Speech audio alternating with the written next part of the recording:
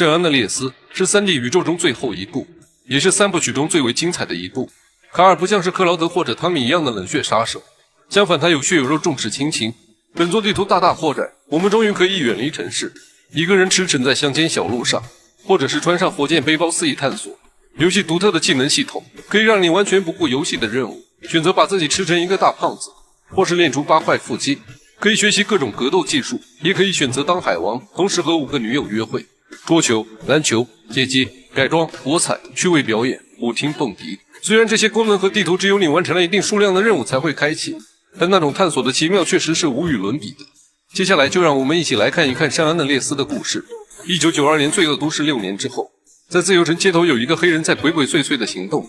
这个抢走汽车的小混混就是我们的主角卡尔·约翰逊，外号 CJ。5年前他叱咤洛杉矶黑道，整个洛杉矶没有人不知道他的名字。但是在一次事故中，弟弟的意外死亡沉重打击了他。他离开了圣安德烈斯，来到自由城。5年来，他虽一直都在做一些小偷小盗的勾当，却从来不想回家。千里之外的洛杉矶街头，一辆绿色赛跑车趁着夜色缓缓驶出，他们将所有的子弹都倾泻到一间房子上。卡尔的大哥斯维特和姐姐坎德尔急忙赶来，却只发现了母亲冰冷的尸体。悲伤中，斯维特打通了卡尔的电话，把这个噩耗告诉了他。而另一边，坦佩尼与团伙干掉了一个同事，正寻找着一名替罪羊。而卡尔的飞机也即将抵达洛圣都，一个精彩的故事也将正式拉开序幕。第二天，卡尔就急急忙忙搭乘飞机赶回家里。刚杀了人的3个警官转眼就撞上了卡尔的出租车。卡尔和汤普尼警官可是老相识了，3人立刻把卡尔赶下车，抢走了他的行李和钱包，要挟卡尔如果不帮他们干黑活，就把杀害刚才那个警察的罪名栽在自己头上，然后就把卡尔丢出了警车。经历磨难，最终还是回到老家的卡尔不禁流下眼泪。阔别5年，他有太多情感积压在心中，可没等他细细回味，一个数吨重的胖子就举着棒子砸了过来。他就是卡尔的发小，人称大斯莫克。仔细一看，来人是卡尔，2人紧紧相拥。斯莫克带着 CJ 来到了墓地，见到了大哥斯维特、姐姐坎德尔以及死党莱德尔。看到归来的弟弟，姐姐激动地抱住了他，可大哥斯维特却对卡尔5年的不闻不问，气不打一处来。过去格罗夫街是整个洛杉矶最大的家族，但在卡尔离开的5年里，大量领土被蚕食，以贩毒为业的巴拉斯帮和由墨西哥人组成的瓦格斯帮，还有瓦里奥斯帮之类的小帮派占领了大片土地，过去的干部们也死伤殆尽。他们4个作为格罗夫街最后仅存的核心，就沦落到被巴拉斯帮的混蛋们在大街上乱世，看着萧瑟的家族景象。卡尔下定决心留下来重振格罗夫街，但是在如何光复家族的问题上，斯维特和斯莫克发生了分歧。斯维特觉得肥皂对帮派百害而无一利，斯莫克觉得有钱能使鬼推磨，具有的财政收入可以帮助帮派巩固影响力。卡尔对肥皂极其厌恶，他毫不犹豫地站在了哥哥这边，严厉地打击肥皂，将街道上的毒贩一扫而空。在卡尔的努力下，格罗夫街夺回了越来越多的领土，家族似乎真的要在他手里复兴。在这个过程中， CJ 还认识了姐姐坎德尔的男朋友塞萨尔，他是一个西班牙帮派的头目。其实 CJ 并不喜欢他，但后来 CJ 发现他是真心实意的喜欢姐姐，就接受了姐姐这个男朋友，2人握手言和。这时斯维特准备发起一场向巴拉斯的突袭，临行之前，姐夫突然打电话找到卡尔，说有一件急事，必须让他亲眼看看。卡尔只好脱离了大队伍找到姐夫，可接下来看到的人让他无论如何都不敢相信自己的眼睛。斯莫克莱德尔和汤普利还有巴拉斯帮的人沆瀣一气，而他们身旁是那2个杀死母亲的绿色赛跑车。他们出卖了家族。 CJ 觉得自己的哥哥斯维特可能会遇到危险，就赶去支援他。CJ 在抵达之时，斯维特已经身负重伤。虽然 CJ 击退了敌对帮派，但他们被后来赶到的警察包围并俘获。但卡尔没有被关进监狱。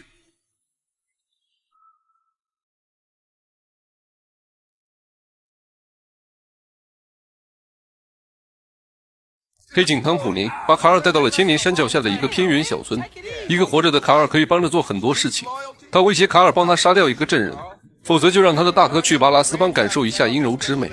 姐姐和姐夫也相继逃出了洛杉矶，来到荒村与他会合。卡尔还是相信斯莫克不会这么轻易的背叛，但姐夫带来的消息却让他心如死灰，也幻想了斯莫克早就被金钱蒙蔽了双眼。他亲手毁灭了格罗夫街，大肆贩卖从旧金山拉来的粉。卡尔这才明白，斯莫克早就和他不是一路人了。虽然兄弟的背叛让 CJ 心寒，但是日子还是要过的，过日子就得要钱。在姐夫塞瑟尔的介绍下，卡尔找上了塞萨尔的堂姐凯特琳娜。靠着和这个疯女人一起零元购，卡尔赚到了第一桶金。凯特琳娜甚至自顾自地将卡尔视为自己的男友。后来，姐夫又给他介绍了一场赛车比赛，在比赛里，他认识了一位虽然是名但车技高超的幸运鼹鼠吴子木，而比赛赚到的钱，使他终于可以摆脱那个疯婆子了。最后，卡尔和凯特琳娜的新欢克劳德比试了一场，从他们手中赢得了一间位于旧金山的修车厂。卡尔兴冲冲地来到旧金山，虽然这里很破旧，但这里却成为卡尔东山再起的基地。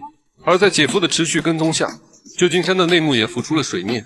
贩卖给斯莫格毒品的是一个叫做汽车心理家组织，为首的总共有4个人，其中一人正是自己的旧友莱德尔。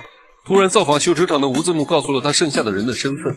在旧金山有3个大帮派，分别是由老莫组成理发帮、华人组成的山云帮和越南人组成的岘港男孩。蒂古门德斯是理发帮头目，妻子是旧金山的服务行业从业者。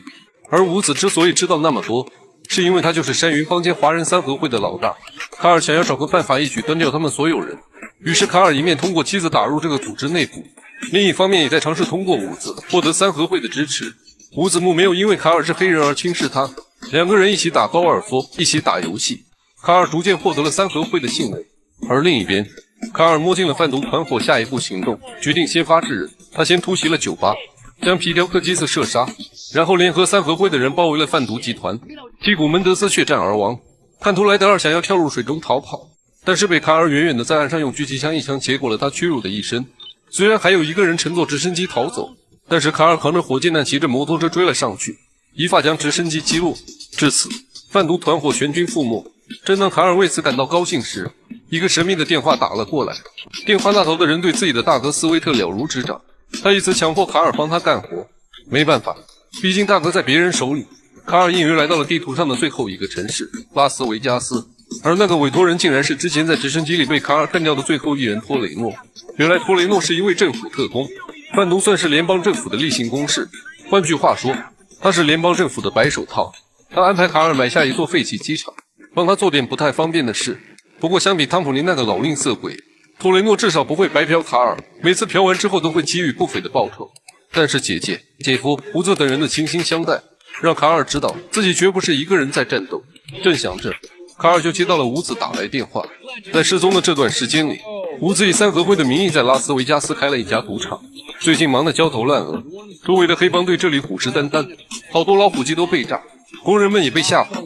在卡尔的逼供下，胡子终于知道了幕后黑手就是街对面的卡利普拉赌场。为了示威，胡子打算洗劫卡利普拉赌场。为此，众人开始制定一个周密的计划，由卡尔作为内应，瘫痪掉敌人的安保力量，其余人装扮成运钞车队把钱运走。在会上，每一位参与者都被合理的分配了任务。胡子这边负责准备警察制服，而卡尔负责偷拍赌场的设计图，从矿井偷到炸药，把炸药装在附近的水坝上，从敌方的性感女荷官身上获得赌场的钥匙卡，从警察手里偷4辆摩托车，从敌人手里偷1辆运钞车，最后独自一人闯进守卫森严的美军军事基地，偷一架可以把运钞车都吊起来到空中起重机，剩下的人负责加油助威。计划分配完毕，在座的所有人都对这个计划赞不绝口。现在的卡里古拉赌场已经被卡尔摸了个底朝天，是时候动手了。一切都按照原定计划进行。在里应外合下，赌场的保安毫无反手之力，卡尔也顺利逃出。此事之后，三合会完全信任了卡尔，卡尔也获得了应有的奖励，成为了斯隆赌场的股东。现在的卡尔可以说是个不折不扣的成功人士。可是突然出现的汤普尼又把卡尔打回了原形，自己的哥哥还在他的手里，自己还得为这个混蛋卖命。回到城里的卡尔接见了已经康复的疯狗多克，多克想要夺回一切，他的别墅被毒贩占领。听到这里，卡尔当即表示自己对那里非常熟悉，要亲自带队去夺回别墅。卡尔带着三合会的人从空中突袭别墅，这支小队将毒贩吓得屁滚尿流。事成之后，正当大家一起为多克录音时，一个不速之客的身影突然从音响里传出，是托雷诺。托雷诺要求卡尔帮他做最后一件小事，那就是从旧金山的航母上偷一架战斗机。卡尔这次差点被托雷诺整死，回家的卡尔恨不得杀了托雷诺，可托雷诺却说还有一件微不足道的事要卡尔去做。愤怒的卡尔觉得托雷诺是在耍自己，托雷诺却说你只是在让自己难堪。说吧。一通电话打来，卡尔接起了电话，电话的那头是斯威特。斯威特被释放了，再也不会有人拿哥哥威胁他了。卡尔向托雷诺道歉，并询问自己的最后一个任务是什么。 So what was that little job you just talked about, Torino? I just want you to go pick up your brother. Get out of here.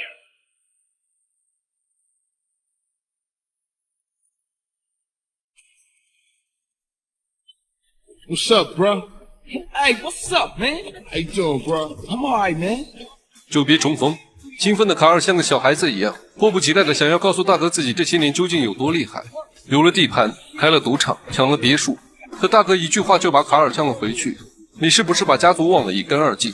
委屈的卡尔想要争辩，哥哥觉得现在的卡尔越来越像斯莫克了，眼里变得只有金钱。无奈的卡尔只好带着哥哥回到了格罗夫街，将巴拉斯的混蛋和毒贩一扫而空，宣告格洛夫家族的归来。这时汤普林徇私枉法的罪证也终于被公告天下，大家都坐在疯狗多克的别墅里观看了汤普林的审判，可结果却让人大跌眼镜。警方撤销了对汤普林的控诉，此事一出，不只是卡尔一家，整个洛杉矶都沸腾了。腐败警察的体系早就让所有人都积满了怨气，洛杉矶就是一口高压锅，而汤普林的审判成为了一粒火星，瞬间点炸了这个爆头。愤怒的民众开始上街袭击，洛杉矶陷入完全的混乱。在混乱之中，卡尔找到了斯莫克的藏身处，卡尔和斯威特一起赶来，但是卡尔让哥哥留下，还有一个人去见斯诺克。开着坦克，卡尔撞进了斯莫克的大楼。公寓里从巴拉斯的毒贩到俄罗斯的黑手党，将斯莫克紧紧保护起来。但是对于一个在军事基地里来去如风的男人，在座的帮凶也都是徒劳。踩着无数的尸体，卡尔打开了房门，见到了这个自己心心念念的人。这个昔日的兄弟，今日的敌人背对着卡尔。斯莫克没有回头，而是选择拿起霰弹枪。二人在豪宅里展开了激烈的枪战。卡尔把自己的愤怒化为了每一发子弹，穿过了厚重的防弹衣，直达斯莫克的内心。这个自己最好的发小，如今也倒在了自己面前。正当卡尔以为一切都结束的时候，汤普林从背后架住了他。准备逃跑的汤普林和想要复仇的卡尔不期而遇。卡尔一个侧滚翻躲开了子弹，猎人和猎物的位置互换，现在变成卡尔追击汤普林了。汤普林一面逃跑，一面点燃了大楼。卡尔突破重重障碍逃出爆炸。眼见汤普林登上消防车逃跑，斯威特抢先一步扒住云梯车，卡尔开车紧随其后，接住了从消防车上掉下来哥哥。二人随即交换位置，卡尔开始扫射紧随而来的警察。最后在追击中，消防车失去了控制，一头冲出护栏，落在了熟悉的格勒福街头。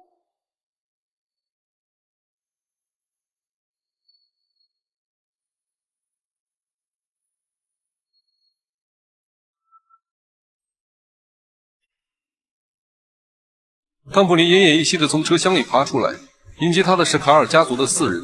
卡尔本想一枪射穿汤普林，但斯威特阻止了他，金迪还在远方呼啸。汤普林已经断了气，他没有死于枪杀，而是死于意外事故，这就是最好的结局了。没有人会被追究责任。作为一部在凡是台电脑都能带得动的游戏，几十年过去了，这些玩法甚至让现在的我都大呼过瘾。我也希望观众们可以亲手试一试。当你在21岁的时候重新去玩你11岁时玩的游戏，你会有一种不同的感觉。仅仅用一次就打过了小时候50次都打不过的任务，第一次被过去看不懂的剧情所感动，感到热血沸腾，你会感叹到自己的成长，那的确是我的青春，我的童年。卡尔·约翰逊即使淹没在暴力与欺骗的泥潭里，也没有沉沦，而是坚持下去，从泥潭里挣脱。在游戏结束时，卡尔拥有一家修车厂，一家模型店，一家展厅，一座机场，价值6000万刀的火箭背包，部分斯隆赌场的股份，以及格罗夫家族在后世的自由城。卡尔出现在一张广告牌上，表示他应该获得了一个好的结局。相比于杀掉前女友远走高飞的克劳德，众叛亲离的汤尼，卡尔唯一是最幸福的。也许这就是性格决定命运。